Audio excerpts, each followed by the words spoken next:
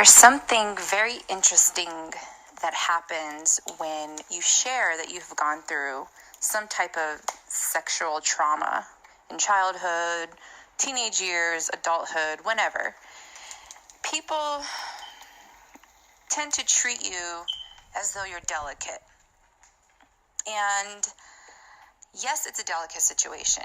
Yes, it is a situation that needs delicate attention. However, when you tell people you've gone through this, they aren't too sure how to react. So they almost treat it as though you are not capable of healing what you've gone through. So it's better that we pacify it and, treat it as though it didn't happen. So sometimes you'll see people not respond to you, almost ignore you, because they don't know how to react to you, which is fair because it is a delicate situation and they don't want to offend you. They don't want to feel like they're not being there for you or they're doing enough, or they're feeling like, I don't want to get involved. That's too much for me to handle. The legalities behind it, the whatever. A lot of times it's family that did it, so they just want to churn the other way and pretend like it doesn't happen because now they're stuck in a situation where they now have to feel a certain way or be advocate or shun the other person. And I'm just here to say none of that is true. The person that has gone through the experience, who had this happen to them, take myself for example, it is my experience. I'm not turning to you to make it your experience. I'm turning to you for any type of advice or help, a listening ear, whatever that you may. And I think that's the problem, is that people take the world on their own shoulders. And when people go through traumatic situations, whether it be sexual, whether it be violent, whether it be injustice of some sort, people do a few things.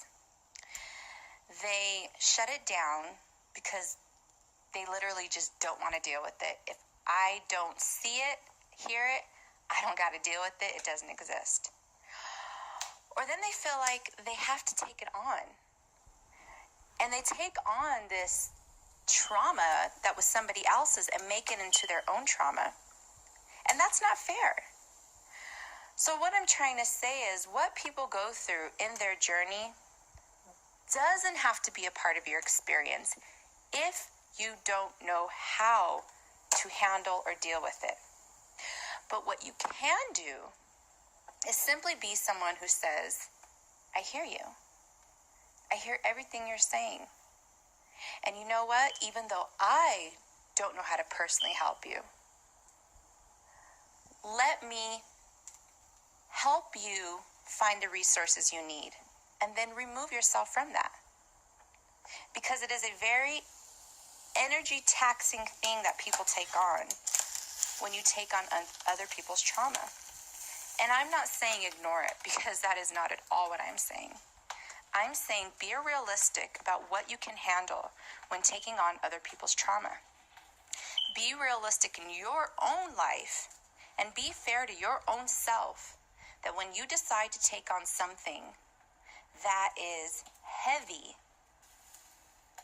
take a look at yourself and ask yourself, am I prepared to fight this battle with them? And if you're not, it's okay. If you're not, don't feel bad. But if you're not, don't just ignore it. Tell that person, I hear you. You are seen. You are heard. I may not be able to be here for you in the way you want, but let me help you where I can.